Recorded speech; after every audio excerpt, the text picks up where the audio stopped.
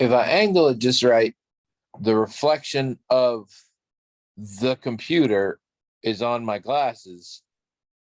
And in theory, the reflection includes the reflection of my computer on my glasses. And inside that reflection would include the reflection of the computer on my glasses, and that reflect, and on and on and on. So that's an Easter egg, I guess. I don't know how that works. So, all right, we'll get into it eventually. That you have been gallivanting around the Southwest doing, I don't know, ayahuasca trips or something, whatever. While you were gallivanting, I was securing the legacy of our media empire. Oh, I was innovating. So I think we all know, when it comes to podcasts, the gold standard, the moneymaker is true crime podcasts. There's just tons of them, and everybody loves them, and they don't have to be good. And we're at the point where we're making TV shows about fans of true crime podcasts. It's a thing. But as we all know, I'm not a fan of true crime. I am also not a fan of research. And it occurred to me, what if the truth isn't the appeal so much as the crime? I know what you're thinking. Let's go out and do some crimes. I mean, that was my first thought too, but there's logistical issues there. Sure. No, we turn this into a fake true crime podcast. A fake crime podcast? Yes. We invent scenario and characters and some small town somewhere, because it's always in a small town somewhere, and somebody gets killed and somebody else is arrested for it, but some people believe it didn't happen. And then after a few episodes, we invent sudden new evidence that can, and because it's fake, we can really get the beats right, because we get to decide when the new evidence is uncovered, like just at the right moment, that kind of thing. So we can do every bit of a true crime podcast, except we made it all up. So a police procedural podcast. Fuck.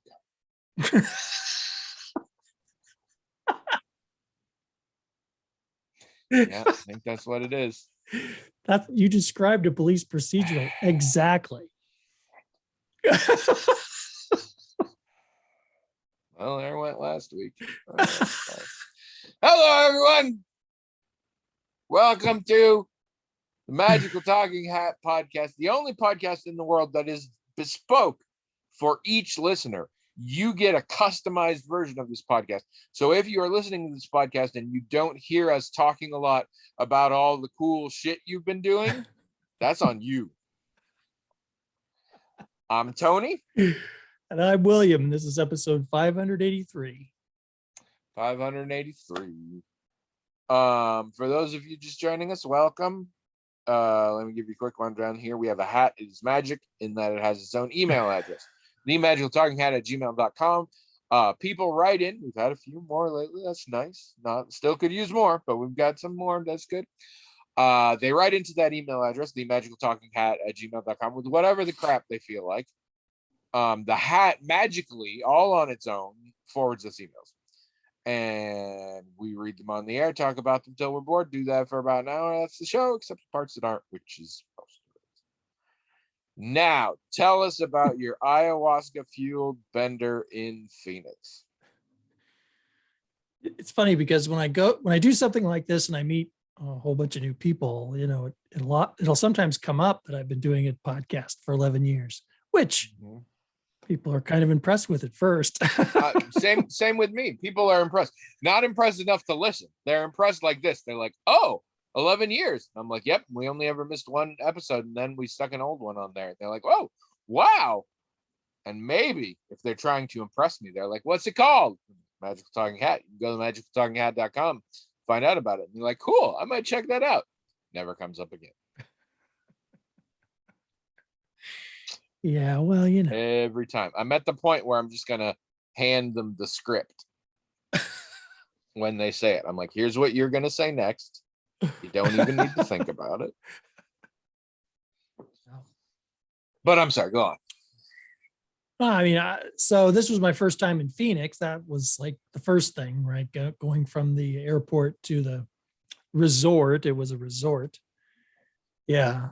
So this place had, so there were several different buildings you might stay in. So, I mean, I actually had to walk quite a ways to where my sessions and stuff, my class sessions were. We've had that in a few places. Yeah. But I mean, it was a nice, really nice place. It had all kinds of amenities that we couldn't take advantage of because our classes went past when all those things closed. You're like, damn it.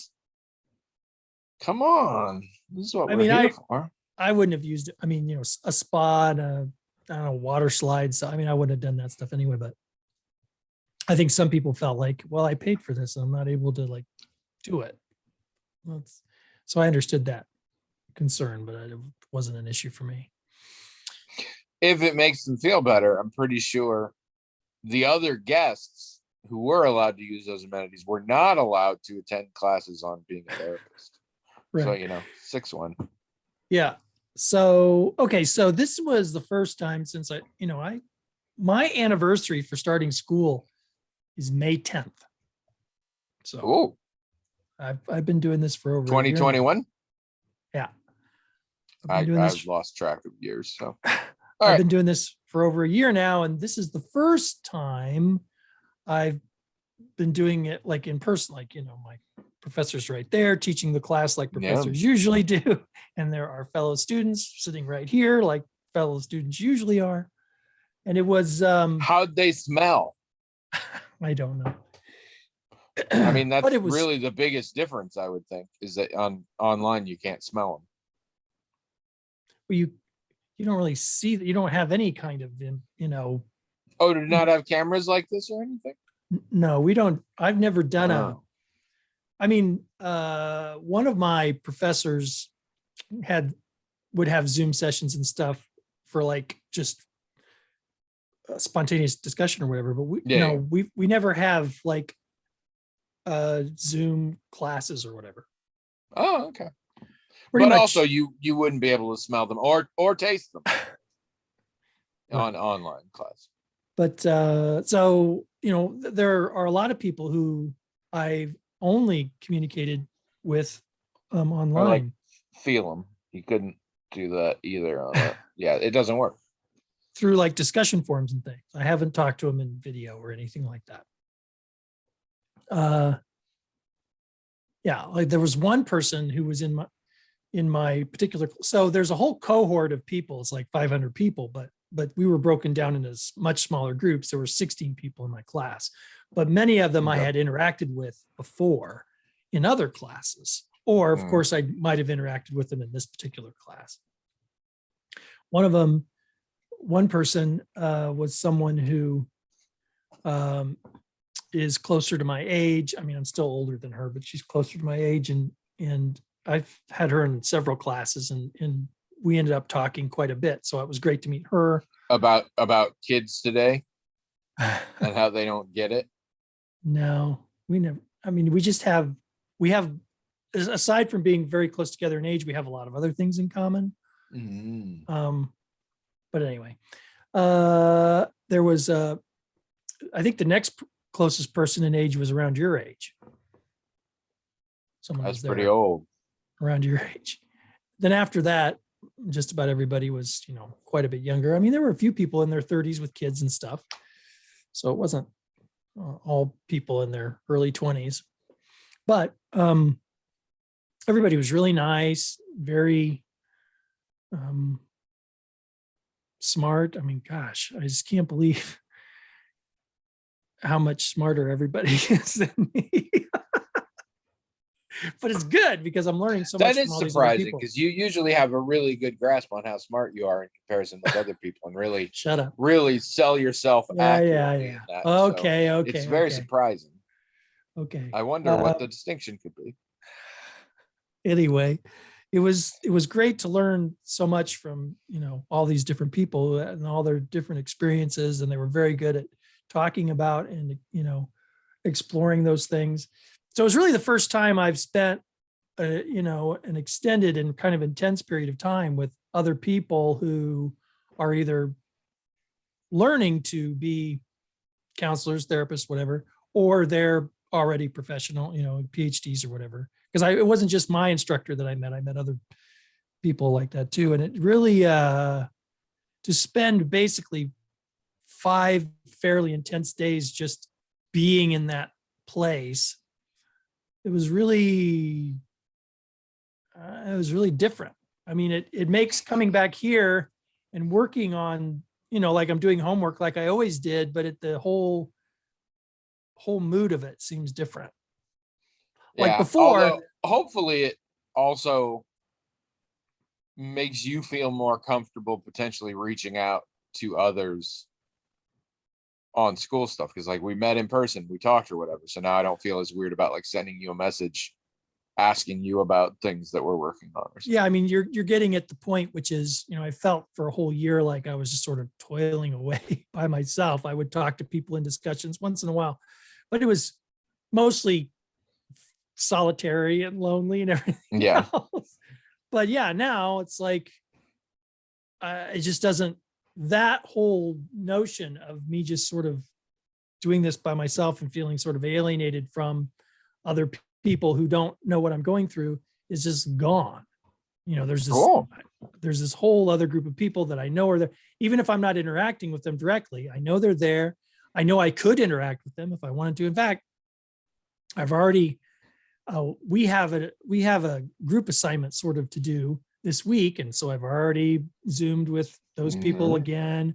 I've been chatting with some people today a little bit. It's like, Are they here right now? Do you feel no. them? But it just, that's a huge transformation from, feeling like I'm trying to get into stop it. I'm trying to get into a particular club or a particular thing Yeah, I know. versus, oh, I'm already in it. And here are all these people and we know each other Yeah. and we're together in this whole thing. So it feels like I'm more like I'm part of something rather than I'm trying to be part of something.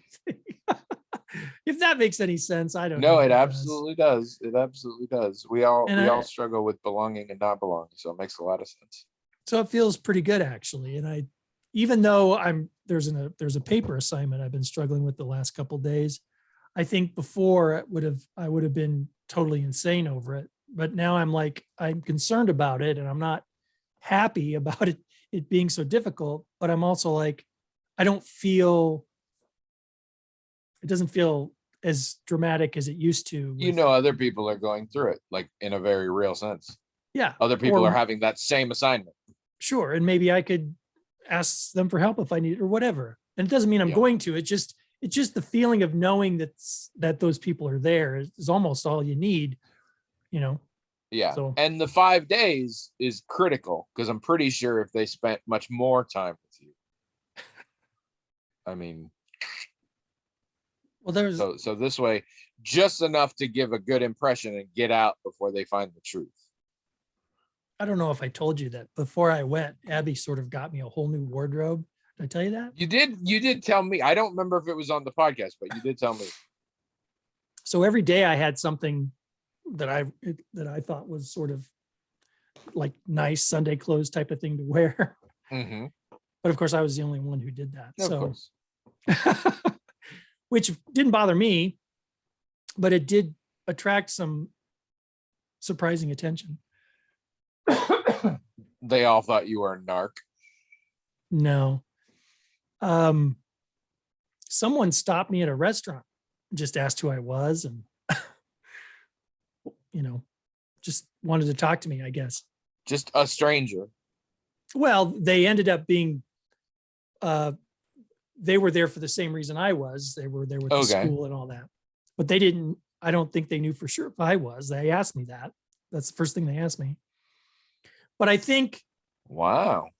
but I think, I think I think you're getting some of my juju like rubbed off on you. That shit There happens was- to me, it was not you. it was a party of 3 people, and one of the people was from Iowa. So I think, and every day I wore some kind of Iowa pin on my lapel. Ah, So I think that was that, probably the that real, tracks. that was probably the real thing.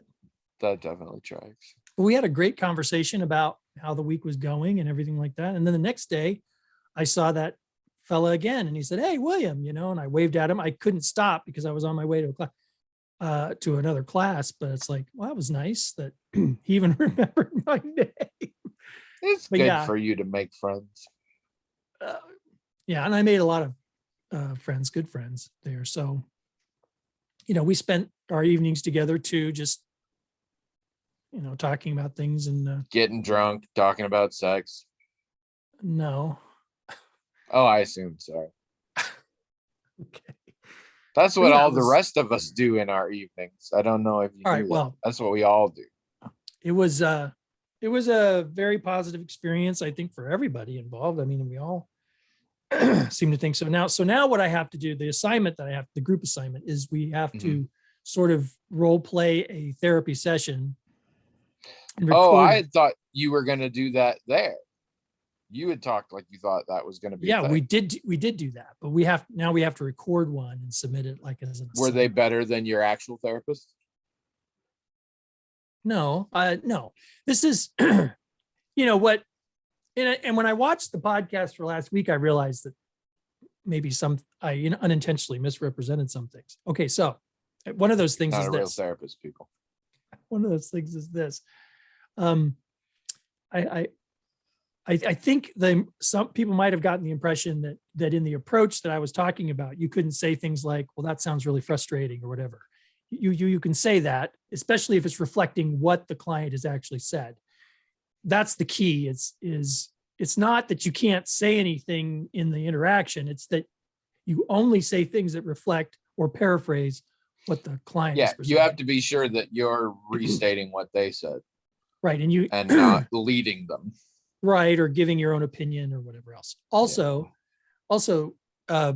this is all about training a person to do like the conversation early in the first session, or maybe the whole first session, but not like as it goes. I mean, once you've had several sessions, naturally you're going to ask questions, you're going to try to find solutions and things. This is about trying to make sure that, and when the client first comes in the very first session, you're letting them completely express their own views and also building rapport with them so they feel like they can open up. And then later, once you get to know each other better, the conversation can be, more like what you're used to say with your therapist, or I'm used to with my therapist. Well, after several weeks. No, and that's largely what I've cultivated with you, our relationship. Now, admittedly, I'm not trying to solve your problems. I have a much more sinister long-term goal in place, but essentially that's what I did up front. Now, I can sort of steer things in a direction to your ultimate end. I mean, like right here, I've got a checklist of some of the things that your video is supposed to include. Although, of course, if you have this checklist in your mind, you're probably going to mess it up. But if you, it's like anything when you're practicing skills. The idea is to sort of drill them, and then when you get into the real situation, you can forget about it and it'll just come automatically, right? In my first session with my current therapist, it was over Zoom, and she said, "I hope this is okay. Just in the first session, I want to take some notes just because I'm getting to know you and I want to learn stuff." Right. And I said, yes. And it confused me because I'm like, why would it ever be a problem for you to take notes? Well, some people think the therapist isn't paying attention when they do that. I guess I always just think the therapist wants to remember. I'm kind of in awe at the stuff she keeps track of from week to week because I know she's seeing a bunch of other people. And she's like, Mhm. so you had that thing. And I'm like, you didn't write that down. You remember? Like, to me, it's almost slightly more disconcerting that they don't write it down. I'm like, so you don't really care what it says. You're not going to remember this. People have different ideas about, Yeah. like they might not think that the counselor's paying attention. They might,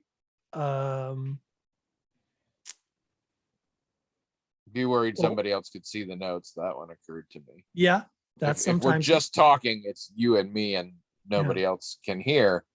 If it's recorded in any form, then potentially somebody else could find out. Sometimes they're distracted by, what they say. And then the counselor starts to write something down. They're like, why are you writing that down?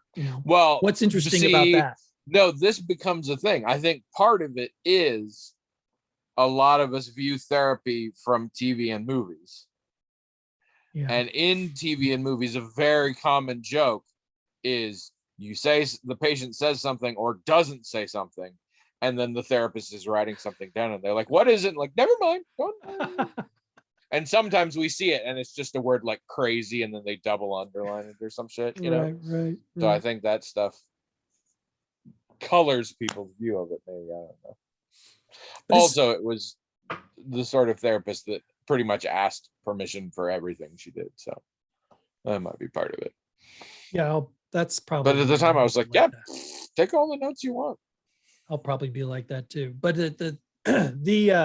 it's this approach is, as I think I said, is described mostly to Carl Rogers, and it's about trying to show support and rapport and acceptance and all those things without the way we usually do it in social situations is we'll commiserate with a person or we'll ask the person questions or whatever, which is perfectly fine in social situations. But in a therapy situation, it's a little bit leading and maybe not giving the client room. So it's there's a trick to trying to be as empathetic and warm as you can be without doing what people usually do to exhibit those things, which is very not therapeutic, I guess. I'm obviously not a therapist and not training to be one, but I would say in general, I would describe my style as less Carl Rogers and more Mel Brooks. I know they worked heavily together, but oh yeah, I tend to focus more on they were great friends. The Mel Brooks side than the Carl Rogers side. So I expected I'd have a difficult time holding back questions because I'm just always curious about a person and I just want to ask all these questions. And that wasn't too bad. The thing that really got me was, okay, so the people in my class were really good at playing clients. That was, tears, everything. These were, I've been in workshop, like drama workshops where the people didn't get there like these people did. It was amazing. Are we sure they were bringing up fake things and not just genuinely venting their real life difficulties on you? Well, they were instructed to bring up only fake things. They were, because I gotta say, I'm impressed if you can do tears too. Like that's pretty hardcore. They were instructed well, and also there were examples of people you could use that you were encouraged to use because these prefabricated examples had certain multicultural aspects that maybe weren't represented in the actual class. Right. So just as long as no one did the accents. Anyway, so everybody was, I didn't work with every person, but there was one person in particular who expressed some concern about, being able to do the role playing, and this person was fantastic. So oftentimes a person would present an issue that I was surprised would make me very upset. Right. Like it was, they were just making it up, but they were doing a very good job making it up. And I would, get very upset with what the person was going through, which that's fine, empathy and all that. But of course, as a professional, you have to find a way. Yeah, it's the thing you're going to run into. Yeah, to push through that. So I was kind of surprised by that, but also glad, because I would have hated for the first time that happened for me Yeah. to be actually An working. actual client. Yeah, which is one of the reasons why we had these sessions. End of the was hour, just they this- leave your office and they're just kind of calm and rolling their eyes. And you're like, I'm so sorry for you. so, but that's part of the reason we even did all this, was so you Yeah. could figure that stuff out. So that was, I mean, I thought that was good. It was surprising, and it was difficult, and it was also a little disappointing from an academic standpoint, because I really hoped that I would be able, academically speaking, to be able to do all the stuff the right way, you know. But I mean, I did okay. I mean, as long as as long as the person wasn't, you know, expressing something that hit a particular nerve, I did fine. I mean, I did everything I was supposed to do. But I do need to work on that aspect of it. I just have to somehow not, you know, like the first time it happened, a guy was uh, portraying it as a soldier who was struggling with PTSD, which at first I was fine, but after a while I was like really angry because, you know, I do have very particular views, you know, political views and things. I'm, you know, a pacifist. I also respect most people who go into the military. I know a lot of people have gone in the military. I know they have very good and noble aspirations, many of them, but I feel like they're being taken advantage of by the government and just thrown in and made into cannon fodder. So I have these very strong feelings about it. But did it ever occur to me that, oh my gosh, if I'm dealing with a guy with PTSD, that's really going to mess with my head? No, not until it happened in this thing. I mean, So- I pride myself on my misanthropy and also don't care about anyone other than myself. I think I would still struggle with that initially, but I think it's a skin thickening thing. Yeah. The more you experience it, the more you'll be able to deal with it. Also, I am fascinated, and I wasn't going to bring it up, but you did it twice. You emphasize different letters when you say PTSD compared to everyone else I know. I say PTSD, you say PTSD. And I've literally never heard that before, and you did it twice. Yeah. And so I'm fascinated. In my head, that's like the British English pronunciation versus the American English pronunciation. If you have an interesting way that you emphasize the letters in PTSD, tell us about it in the blog, magictalkinghead.com, because I want to know. I find it interesting. But no, So, I expect I would go through a similar thing. And as we know, I don't give a shit about anybody. So well, and like it, and it my felt like a lips seem perfect swollen for me to do. okay. It felt like a safe place to talk about those things and to deal with those things too. So that was nice, you know. Did you miss me? Oh, did I miss you? And this, you know, did you miss this? Did I miss this? You so much.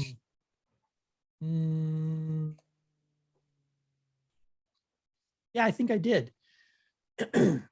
That's there was one night that I didn't do anything with anybody else. I spent it by myself. I had dinner by myself. I worked on a kind of an assignment that we had. And I was kind of homesick that night but not, you know, for Abby, of course, but really for everything back here. not for Abby, of course. That's what you just said. I said, I meant to say it was obvious that I missed Abby, but I know, but it's funnier the other way.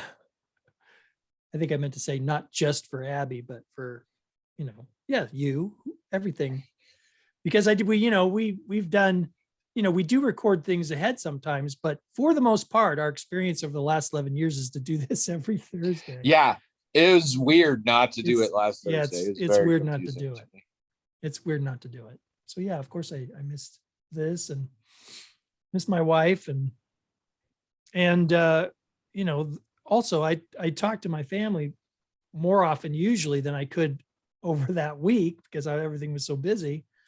So yeah, I think I was pretty homesick on that night that I just had dinner by myself, but but I think it was good overall. I think even that was good for me to take a little time and work through some stuff and think about some things that I was dealing with in the class.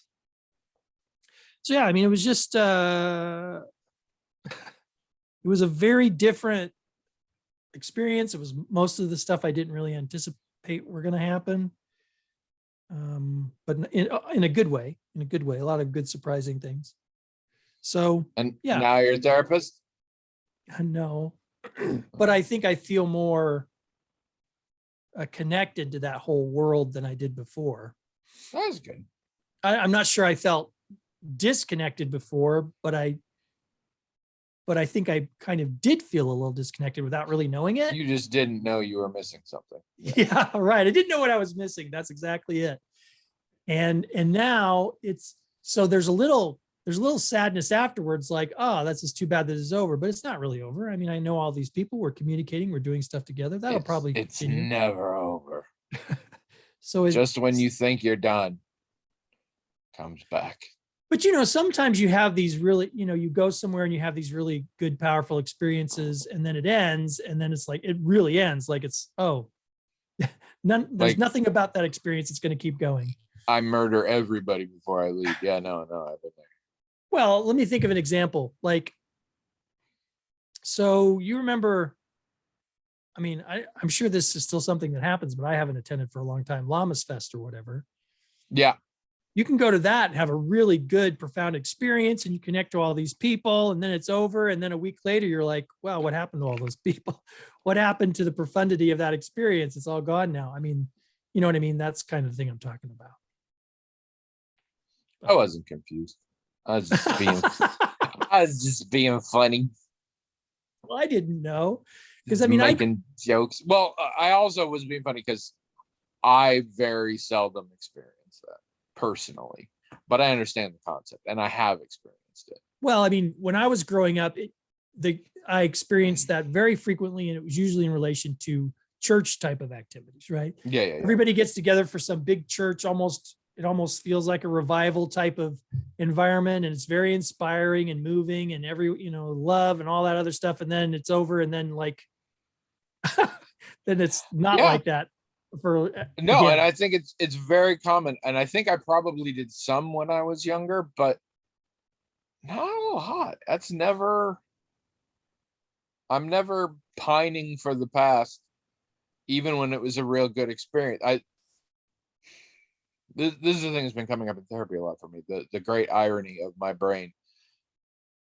I don't enjoy change as a rule, but I get bored very easily. That is ironic.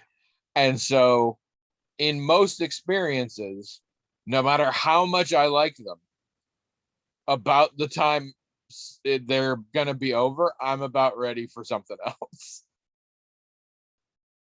But I think I am very unusual in that sense. I think is more common the thing you're kind of talking about. And it's sort of the other end of FOMO, the fear of missing out, is sort of a fear of losing it afterward or whatever. And neither of those things do I suffer from a lot. A little bit, not a lot. But in this and only this instance, I think I'm the strange one. Yeah, it was a very good experience, and I'm glad I had it. And everything does feel different in a way that I think is permanent and good. So Wow. I think that's good. Yeah. How was your week? I feel like that's an odd thing to ask. Not all that. Good in a way that is permanent and good, but Okay.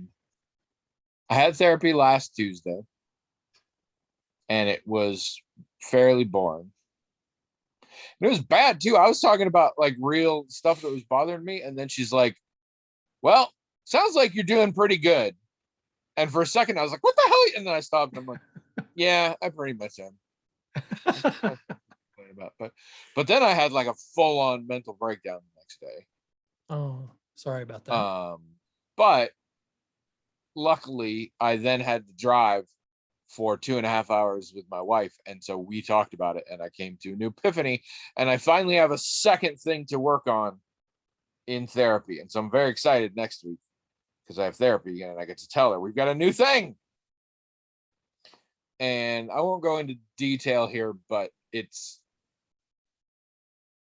I think I am suffering from the Protestant work ethic. Conceptually, I don't have it.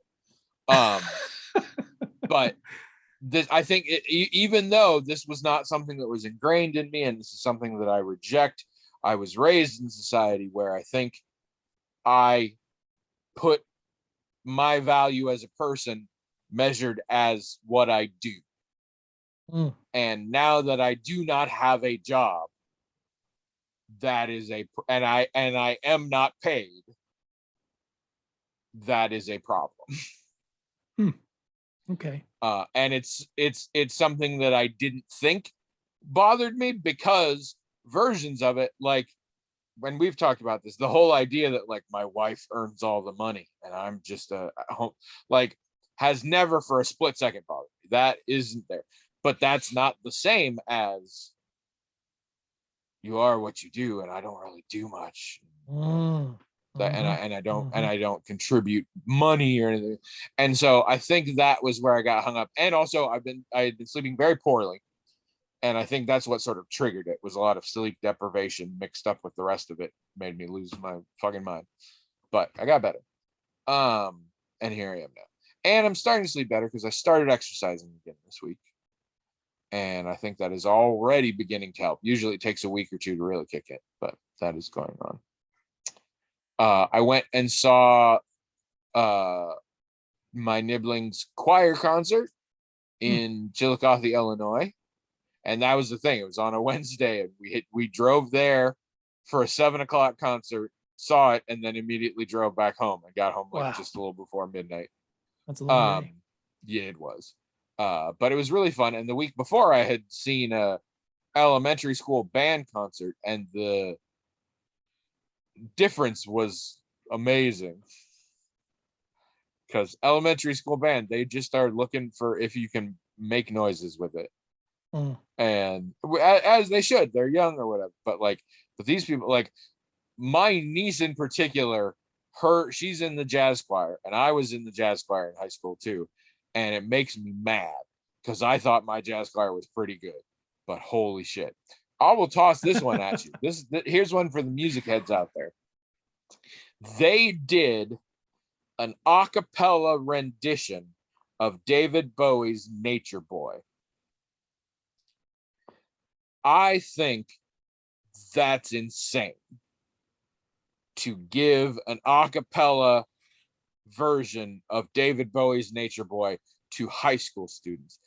David Bowie's Nature Boy has one of the least intuitive melodies I've ever encountered. It's an incredible song. I love it.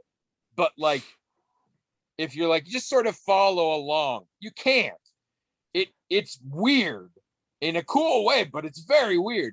And when you add in vocal harmonies with that, which were also fucked up, I'm like, this is very complicated. I would not give this to high school kids. And they pulled it the hell off. And it was so good. And I was so mad at it. They were really good. And just in general, they get better songs. They're getting pop songs from a year ago. The freshman girls choir got to do a medley of It's Raining Men and I Will Survive. That is too fun. There was only one song in the whole concert that was in Latin. I was really shocked. I was like, man, they get away with so much shit these days. But they were really, really good.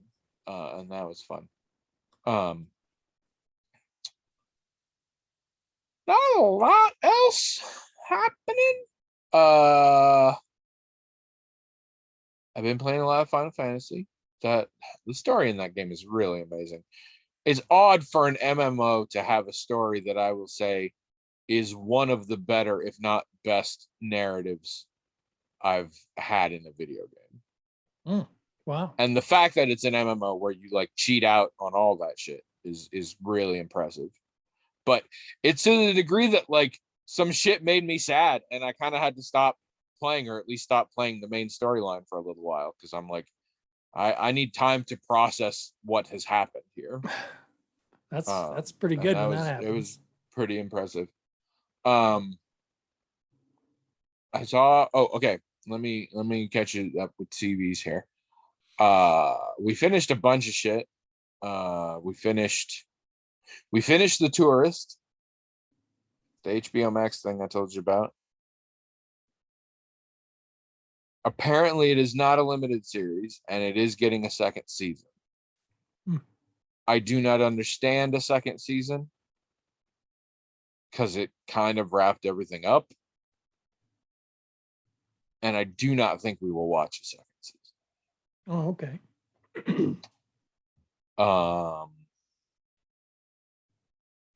I don't like, I didn't hate it, but I don't want to talk too shit about it because it was on a listener recommendation. It was interesting. Here's what it is. When you go with dark comedy, it's such a crapshoot, because if the dark shit you're dealing with really hits someone and then you're making jokes, like, that can feel weird. And so like Severance, which we talked about before, and Trish could only ever watch one episode at a time. Meanwhile, I could have binged the shit out of that. But it's because although I recognize the metaphors and the concepts we're dealing with, they don't impact me anymore, largely because I don't have a job. And so I can sort of laugh at it because it's my previous experience, whereas way too much of that hits where Trish literally lives now. Right. And so it can be tricky. And that's some of the things is like, whenever you're doing black comedy, you're laughing at dark things, and you run the risk that somebody's not going to think those are things you can laugh at. And I feel like I got there a little bit, especially the end was a little bit of a spiral into just a giant tragic mess, kind of out of nowhere. I'm not going to say it's not worth watching, and I think a lot of people would enjoy it. There are great performances, and it's an interesting sort of mystery to solve, but I don't think I will continue. We started, I say started, I think we're almost halfway through. Our Flag Means Death. And I had some friends who tried it and bailed immediately. It's starting to look like they didn't have a lot of experience with Taika Waititi, and they're getting some now, and he may not be their thing. And I'm still trying to work it out, because as somebody who tends to hate what's considered cringe comedy, Taika Waititi sort of does a lot of that, but I don't hate it. And so I'm trying to work. I don't know. I've been pondering this. I think it may split into two distinct things that I understand. But I will say the pilot's a little weak because it's a pilot. Like the first episode has to lay a lot of groundwork, and so it's a little clunky. But after that, I am here for it, and it's real fun. It's hard to explain to people, but I think if you were going to explain Our Flag Means Death, it's set in pirate times, and it's a pirate story. But it's like, you know how people are people and people are always people, even over the centuries or whatever. This one is like, imagine if people in those times were like people now, and to a certain degree talked like people now, but also just had the same attitudes and interests and deficiencies and strengths that they do now. And isn't that a funny sort of way to look at humanity, of putting a modern visage over an old historic time that we've all dramatized and romanticized in our head? And it nails it. And also, it has the most insane cast ever, and the chemistry between people is amazing. You're grinning, so I'm pretty sure you guys watched the whole thing already. Yeah. It has a ton of people in it. I love it. It's funny, we've talked about this before, how there are certain actors that I really like, but for whatever random reason, I tend to hate almost everything they're in. This came up recently. Rebel Wilson is a good example. I adore Rebel Wilson. Almost every project she's in, I either watch and hate it, not because of her, I just hate it conceptually, or I see a trailer and I'm like, I have no interest in that, and I don't understand it. Well, I finally have hit the reverse. I am not particularly a fan of Fred Armisen. Oh. However, if Fred Armisen is cast in a non-main character role in a TV or movie, odds are that's a very good TV or movie. Okay. I've been seeing a lot of it lately. If it's the kind of thing that you're like, we could fit Fred Armisen in this over on the side here, like it's usually pretty nice. So yeah, we are enjoying that quite a bit. Saw a movie last night that I very much want to talk about. Okay. I think we've discussed how I'm giving a lot of credit lately to novelty. I'm getting very Sure. bored with similar things. And I've had a lot of movies recently that I'm like, that was a bad movie. But I enjoyed it. And not like ironically, I enjoyed it just because it was different. Sure. And so I seek out a lot of these things lately. And so this is on Shudder, which again, cannot recommend higher, but you might find it other places. And I see a trailer for this movie. It's called A Ghost Waits. And it's a very recent movie. And I see a trailer for it. And I glean some things from the trailer that I'm not going to talk about because I think this is a movie better to go in cold. Okay. And I'm like, this seems like they're really doing something different. And it looks interesting. It also very clearly is low. It's very clearly micro budget. That's a new term for when low budget isn't low enough. It's very clearly micro budget. And I will say, Okay. it's very clearly people without too much experience yet in filmmaking. But in my opinion, quite good at all the aspects of it. The production was great. The filming itself was great. The acting was superb. What I'm gonna say is it's a genre bendy movie. It technically is a horror film. I think it's just barely a horror film, and it's much more 2 or 3 other genres. Mm.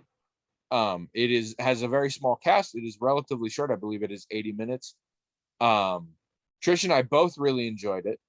I want to avoid spoilers and have people go in cold, so it's tricky to say. I was thrown for a loop by the ending. I was not expecting it. Trish was. I was not. And it made me need to deal with. I was like, I'm not going to say it's a bad. The ending went in a direction I did not expect, and I don't know if this changes my view of the movie. Was what I thought at the time. Okay. And I've thought about it since, and I don't. It is an ending that I think very certain people with very certain issues may not like. I'll go so far as some people may find the way it ends a little triggering. Oh, okay.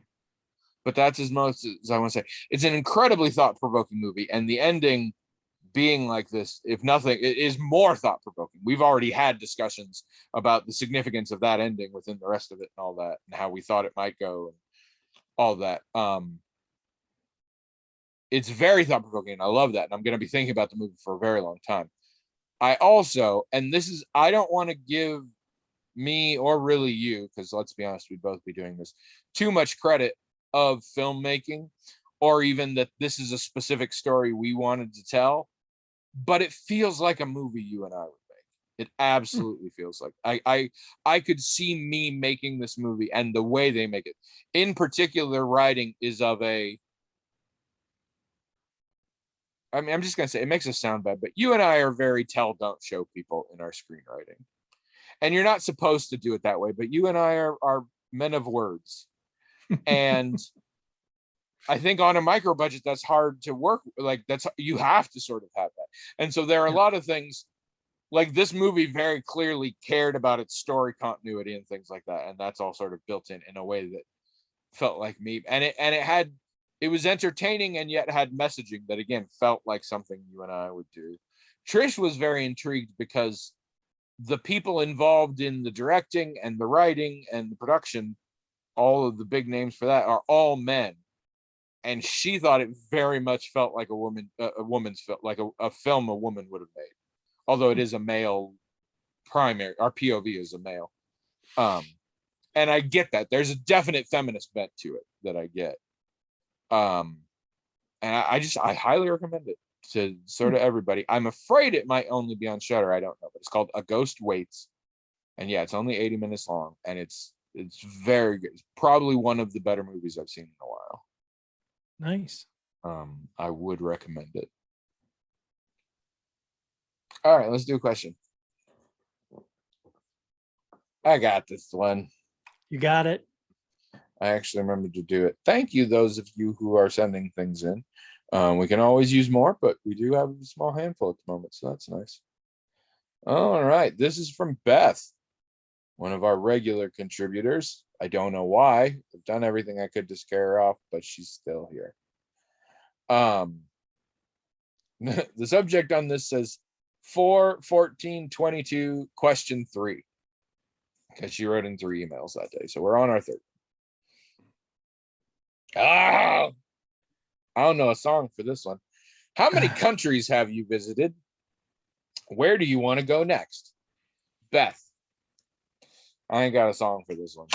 Also, it's funny to, like, I know about a couple, but one time I was like, how many countries are there? And I went to look it up, and there is no answer, because there are, I know about places like Taiwan and things like that, but like there are a ton of countries that the world does not agree on whether or not they are countries. There's a whole giant Wikipedia list that's like, yeah, these people don't agree with this, and no, and it's weird, but so it's hard to tell. But you should go first, because I mean, pardon me, but I suspect you've been to fewer countries than I have. I think that's probably true. Yeah. Because I've What do you only got? been to, oh, and we're counting countries that I might have landed in, but didn't. Yeah, I mean, I feel like we should stick with the theme, but I would say point it out when it's just an airport. Like, put Okay, an well, asterisk next to it. because, you know, I've been to Canada. I mean, that's the first time I left the country, was to go to Canada. I mean, I've never been to Mexico. I know a lot of people who have been, but not me. I've been to Canada, and I've been to Russia. Now, I've been to Estonia, but I was there when it was still Russia. So, yeah, when it was still USSR. Yeah, that's what I was wondering. I think you get to count that now. Yeah. I get to count Estonia. Yeah, I think so. Okay, Finland, because When were you in Finland? Were you passing through, or was we that stayed part in of that Helsinki. same tour? We stayed in Helsinki for a night or two. That's where that guy got injured, in Helsinki, I think. He was injured bad. And on the way to what was then the USSR, we landed in Belgium, but I mean, we didn't deplane, so. Oh, you didn't even deplane. Mm-mm. Oh, I don't no, know if wait. that counts then. Sorry. We landed in Montreal and didn't deplane. We switched to Aeroflot in Belgium. So sorry, Okay. I got mixed up there. So yeah, we did deplane in Belgium. So Canada, Russia, Estonia, Finland, And a little bit of Belgium, and Belgium. That's 5. and then the US, of course. I mean, I guess, yeah. You have the been US. there. Yeah. I have been there. Only in airports, but still. That Tom Hanks movie is based on you. Yeah, so 6 including the US. Yeah, I could beat that with my eyes closed. I hadn't gone to Mexico either until I believe 2011 was the first time. Oh. I'd gotten close. I'd gotten to where I could see it from San Diego, but I hadn't gone there. But so I have covered all 3 North American countries. So got those. When I was 5, my parents took me on a trip to the UK and France, and Switzerland, and Italy. Wow. Weirdly, a lot of that trip stuck with me better than things of when I was much older. Yeah, it was over about a month we did this trip, my parents and I. And then in college, when I studied in the UK, which is already on the list, I went to the Netherlands on a break. And assuming we aren't counting Scotland and Wales because they're all still part of the UK, I think that's it. Now, I was going to go to Iceland in 2020. You were? Yeah, Trish and I had plans because Iceland is one of the places that is you have your best shot of seeing the aurora borealis. And Trish always had a dream of seeing that before she turned 50, and she turns 50 this year. So she wanted to sort of wrap it up. So yeah, we were going to go in November. We were already planning the whole thing out. And then COVID, stupid COVID. It also says, where would you like to go? What countries are you still hoping to get to? Well, the first thing that Abby and I both think about when it comes to traveling is, genealogy destinations, which there are still plenty in the United States we want to get to. But as far as overseas goes, there's Northern Ireland, there's various places in England, there's various places in Denmark, in Germany. But I also think of literary places I want to visit, like Narnia. A big location in Bram Stoker's Dracula is Whitby. So I kind of want to go there. I mean, he describes it very well, and he just really sort of brings it to life in how he describes it. So I'd really like to go there. And also Ingolstadt which is in Frankenstein. Yeah. Because there's kind of a building there that represents that actually represents the school that Victor might have been attending. So you can really get a sense of what that would have been like if you go there. So there's things like that, literary locations. I told you I took a course like that when I was in London, right? I took a course that was specifically studying English landscape and its role in English literature. Oh. And what we did was we read some great old English novels. Tess of the D'Urbervilles is one that jumps out. And then we literally went to the part of the country they were set. And in Tess of the D'Urbervilles, we specifically went into a small church that is genuinely the church that the book has in it.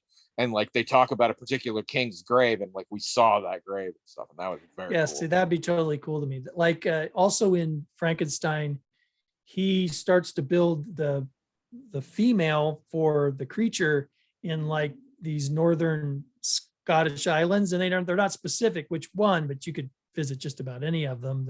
There's tons up there. Yeah, that's sort of where there are people living there, but not very many people. Because there was a cottage there that he was in, and there were people that were helping supply him, but it was not a heavily inhabited island. So you just find one of those and look around. It's like, yeah, this is probably what Mary Shelley had in mind when she wrote this. I just really love that. And and there's also specific places in London that are in Bram Stoker's Dracula. That would be of course. Just to see. I mean, some of the places he made up, but the areas in London that the action took place in, you can visit. And so, yeah, I'd like to do that. But I'm trying to think of some other ones, but those are the two things I think of: genealogy and places I want to go where my ancestors lived and Abby's ancestors lived, but also literary places. Well, like Hesse, for example. Hesse in Germany is also a big place. Not only is some of Abby's ancestors there, which would be great, but that's also, I think, where a lot of the Grimm brothers talk to people about fairy tales and stuff. So there's kind of a sense of that being the place where a lot of the Grimm fairy tales happen. I Yeah. think there's a tour you can even take that sort Oh, of I'm goes sure. places. It's supposed to be evocative of some of the Grimm fairy tales. Oh, and Hamlin, where the Pied Piper The Pied Piper. is from. That's an interesting place to go. Now That'd that be their rat interesting. problem is solved and their child problem. I think we've got a child problem. I think we talked about how, there was actually a time in history when it was a common thing for people to say, oh yeah, that 30 years after the children disappeared. I mean, that was like a thing they marked in when they talked about the history of their town. Like it really did happen. These kids ended up disappearing. So that's fascinating to me. Oh, and also the Harz Mountains, where, like on Hexennacht, that's supposed to be a place where the witches all gather for Oh, on April 30th. That'd be fun to see. So stuff like that. Stuff like that.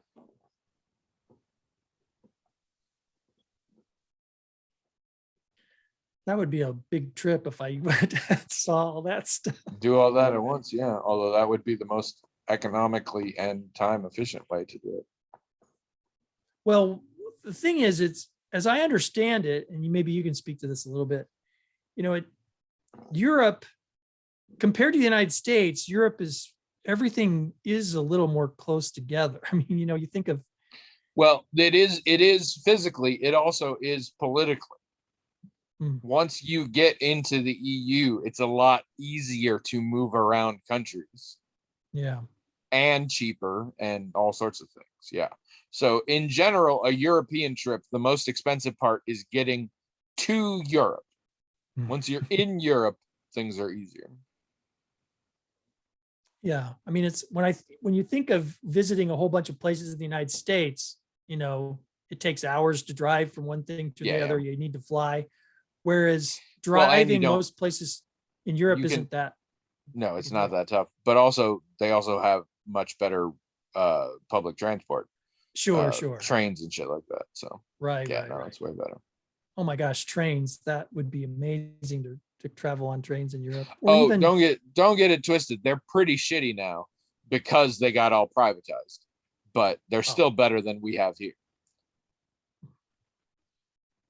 well, still I like trains, so I think I'd Yeah. like it either way. Oh no. But what about you? Where do you want to go? There's a handful of play. I like traveling in general. Trish and I recently became very interested in Iceland, and I think we will eventually do that. That sounds very cool. Um, I want to get back to the UK. I love the UK, and I want Trish to go to the UK, and hoping that someday. And then we have other things.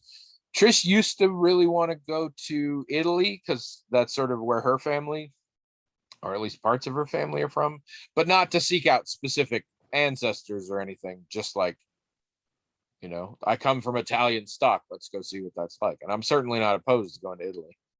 Um, I've always wanted to go to Japan because I was a little white boy who was obsessed with the weirder parts of Japanese culture, as so many little white boys are.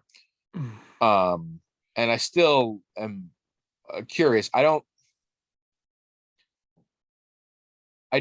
think it's necessarily the best. Like, I think a trip to Japan is expensive and complicated, and as I have grown older, I have socio-political issues with a lot of Japan and its government and its society. But I also still want to check it out, and I think the culture is really cool. So I would still like to go someday. And in general, I've just sort of never been in Asia. Trish really wants to go to India. I don't know that I care about going to India, but we'll see. And then this is a weird one. My father always wanted to go to Hong Kong. And in particular, he wanted to do it before 1997 when it reverted back to China. And I mean, I wasn't opposed to it. If he'd been like, hey, you want to go to Hong Kong with me? I'd been like, sure. But like, I didn't get the appeal so much because I was more interested in the Japanese, not the Chinese. When I got older, I did kind of see it. Hong Kong was a very interesting and unique place in a lot of ways. And it still is. And I still think I would like to go. It's not going to be as cool, though, as pre 97. It's also not going to be as safe as pre 97. But so I think I would like to, but I mean, I like going to other places. I do not like traveling there. I do not like flying. I do not like long car rides, things like that. So that's a hurdle that is offset by the fact that I like visiting other places. Spain also, I recently have seen some travel things that make me think Spain might be cool to check out too. And honestly, sort of anywhere. There aren't really that many countries that I'm like, nah, I don't want to check that out. Unless it's a country that I'm like, I genuinely think I could be in danger of being there. Most anywhere else, I'm like, yeah, no, I'll check it out. Sounds cool. Tell us what countries you want to go to on the blog, themagicaltalkinghead.com. Y'all have, there's no way none of you have opinions on this. You've thought about it. Even if you're somebody who's like, I've thought about it and I don't want to go anywhere outside the US. I'm not sure we have that many in our listeners, but that could exist. But everybody's thought about it. Come on. So you got thoughts. So go to the blog, themagicaltalkinghead.com, and tell us what countries you visited, what countries you want to visit, what countries you want to revisit, what countries you want to ship William to. Because I have thought about that a lot, but that's a different question. In the meantime, if you do this on YouTube, like, comment, and subscribe, because apparently that's a good thing. We put out videos every Thursday, so that should be easy to figure out. Find ways to find out, because I am inching closer every day to really quitting both Facebook and Twitter forever, in which case I won't be notifying people of the podcast. So if that's where you remember, find other ways, because I'm genuinely considering getting out of both of those places because they are toxic as fuck. But we'll see.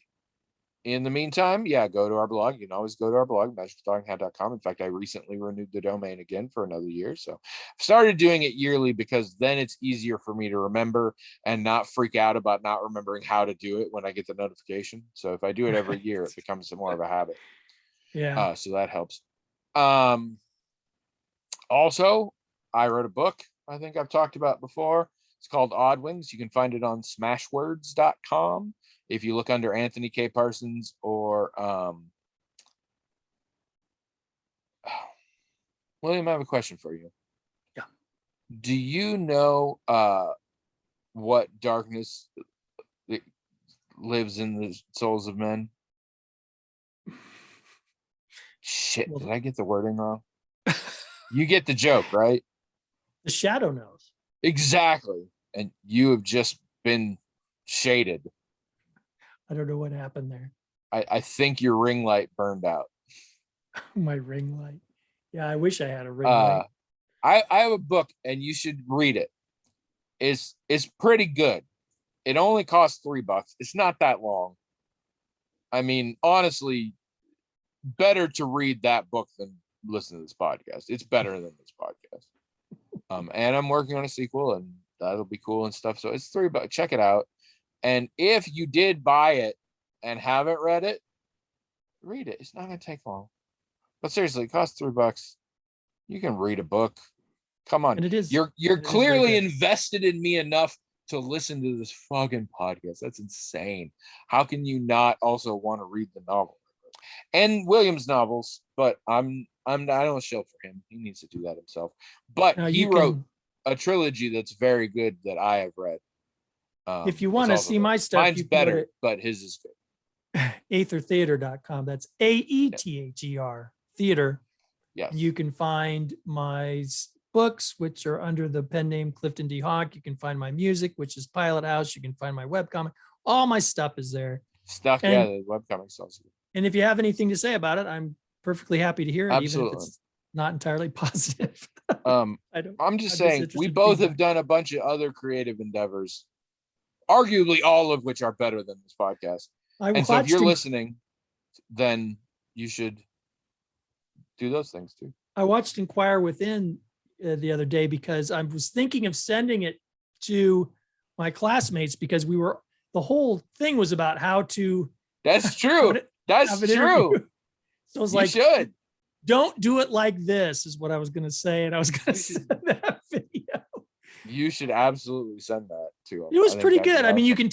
can tell it's old, like I made it a long Yeah, time yeah, ago, yeah. but it's still pretty good. You did a fantastic job. I mean, you were just amazing. Percocet that. and Diet Coke. Actors little helper. Actors little helper. Hey, perfect timing. I think we got the title of the episode. There All you right. go. In the meantime, yeah, do all our other things. We got cool shit out there. Check them out. Yep. And come to the blog and be a part of the conversation. And also listen next week, because if you don't listen, you specifically, we don't get paid.